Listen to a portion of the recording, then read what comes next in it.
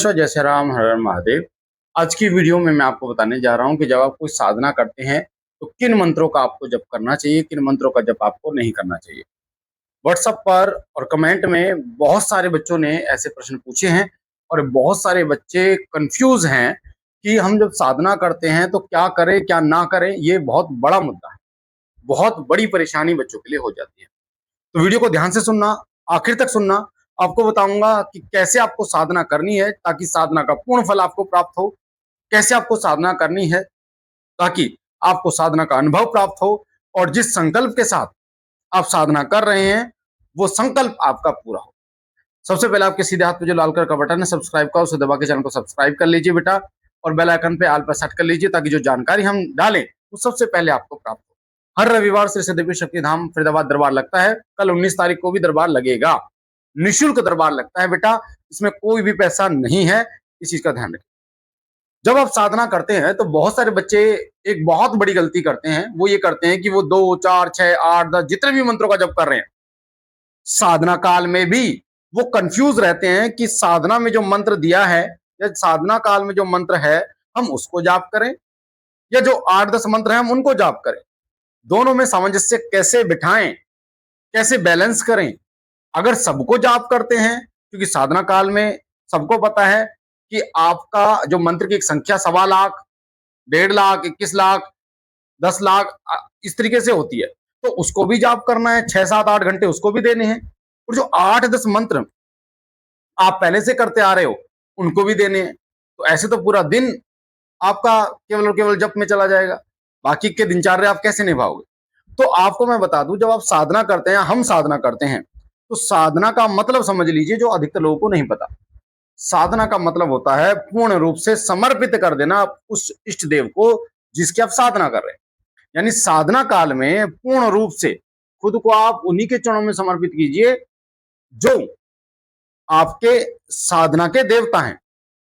अन्य जो मंत्र है, जैसे गुरु मंत्र की आप एक माला कर सकते हो, या आपकी इच्छा है तो एक एक माला आप कर सकते हो, ज्यादा नहीं। पर मैं तो ये कहूंगा फिर भी कि आप गुरु गुरु मंत्र का कीजिए। उसके बाद जो साधना का मंत्र है केवल पूरा ध्यान उसी पर ही लगाइए।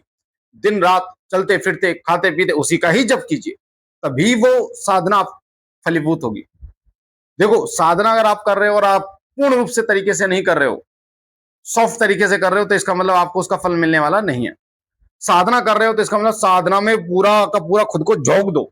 उस साधना को, उस मंत्र को सिद्ध करना है आपको, उस देवता को सिद्ध करना है आपको, तो पूर्ण रूप से उस साधना में ही पूरा ध्यान आपका रहना चाहिए।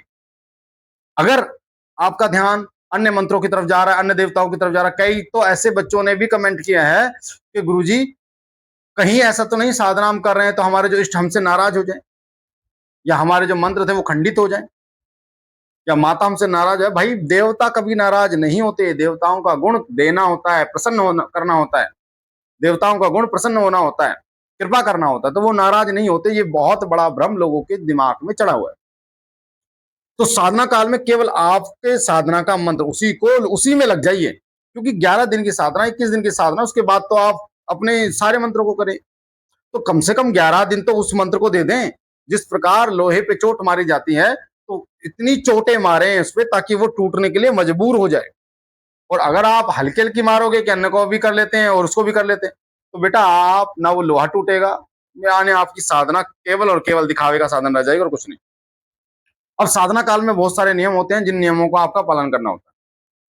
मैं आपको बता देता हूं। अब कितने नियम आप पालन करेंगे उतने नियम आप खुद देखिए। जैसे अभी मेरी साधना चल रही है, तो साधना काल के नियम होते हैं। धरती पे आपको सोना होता है, ब्रह्मचर्य का पालन करना होता है, सात्विक आहार करना होता है। जैसे अभी हमारे तो व्रत चल रहे हैं, ठीक है, तो मतलब भोजन ही नहीं कर रहे, केवल केवल फलाहार पे है, ठीक है।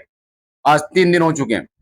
तो साधना काल में व्रत करना, धरती पर सोना, ब्रह्मचर्य का पालन करना, शैम्पू यूज ना करना, साबुन यूज ना करना, तेल यूज ना करना, परफ्यूम यूज ना करना, ये चीजें आती हैं जो बाहरी चीजें होती हैं। अब कई लोग ये कहेंगे फिर गुरुजी बाल कैसे धोएं, वो तो बहुत सारे अन्य साधन भी हैं। जैसे मुल्तानी मिट्टी का साधन है जो प्राकृतिक है, उनका आप हाँ कर सकते हो। और साथ में ज्यादा से ज्यादा जप करना, अधिक से अधिक जप करना, भोग लगाना, हवन करना, बाल ना काटना, नाखून ना काटना, किसी को अपशब्द ना बोलना, अपने शारीरिक और मानसिक ब्रह्मचर्य का पालन करना, अपने निजनों को सही रखना, ये सब चीजें साधना काल में आती है। अब आप कितने नियम फॉलो कर सकते हो ये डिपेंड आप पर करता है, क्योंकि आप अगर नौकरी करते हो, बिजनेस करते हो, स्कूल जाते हो या कॉलेज जाते हो, जो भी है, तो जितने नियम आप कर सकते हो बेटा उतने तो करो। मैं ये नहीं कह रहा कि अगर सारे नियम आपको करने आवश्यक हैं, मैं तो ये कह रहा हूं कि आप अपने गृहस्थ जीवन को जीते हुए जितने नियम आप कर सके, जैसे तामसिक चीजों का परहेज होता है 100%, लहसन प्याज का परहेज होता है 100%। अब एक बच्चे का मेरे पास कमेंट आया, वो कह रहा है कि गुरुजी क्या हर साधना में लहसन प्याज का परहेज होता है? बिल्कुल होता है, हर साधना में लहसन प्याज का परहेज होता है।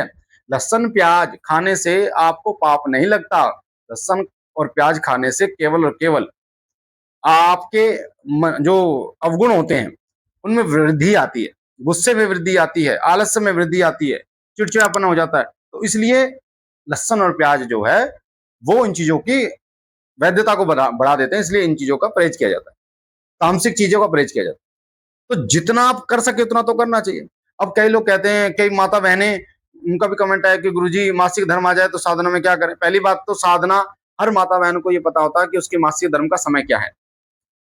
तो मेरे हाथ जोड़ की विनती है कि वो माता बहनें अपने अनुकूल साधना करें।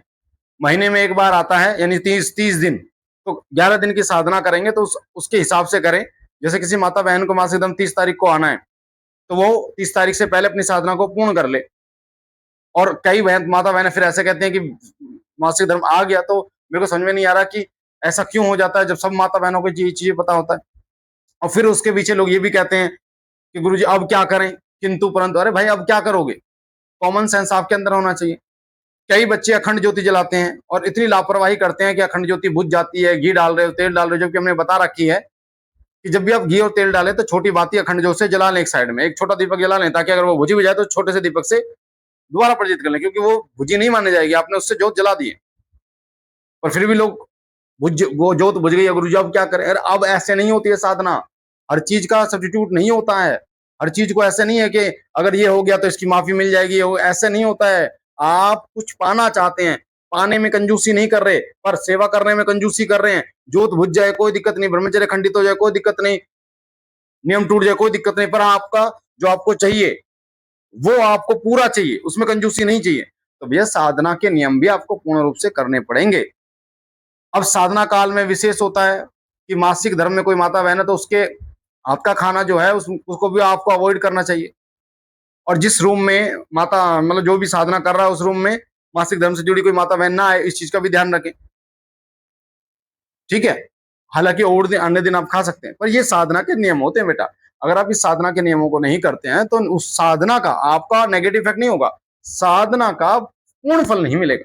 जिस तरीके से जब आप जॉब पर जाते हैं तो सैलरी मिलती है, नहीं जाते तो नहीं मिलती। ऐसा नहीं होता कि जो मालिक है कंपनी का वो आपको घर से उठा लाता है। इसका मतलब आप कर्म करोगे तो फल मिलेगा, नहीं करोगे तो नहीं मिलेगा। ऐसा नहीं होगा कि आप परेशान हो जाओ। तो मुझे आशा है ये जो जानकारी मैंने आपको दी है ये पसंद आई होगी, समझ में आई होगी। अधिक से अधिक लोगों तक इस जानकारी को बेटा आप शेयर कीजिए, ताकि और लोग भी इस प्रकार की जानकारियां प्राप्त कर अपने भ्रमों को दूर कर सके और अपनी साधना को एक नई दिशा दे पाए। श्री सिद्धपीठ शक्तिधाम हर संडे दरबार लगता है, हर हफ्ते दरबार लगता है, निःशुल्क दरबार लगता है, निःशुल्क बेटा। कई बच्चे मुझे कमेंट करेंगे गुरुजी आप तो कहते हैं निःशुल्क दरबार लगता है, ऑनलाइन तो पूछा कि आप जो शुल्क लेते हो, बिल्कुल लेते हैं बेटा। हमने दरबार के लिए बोला है, दरबार निःशुल्क है।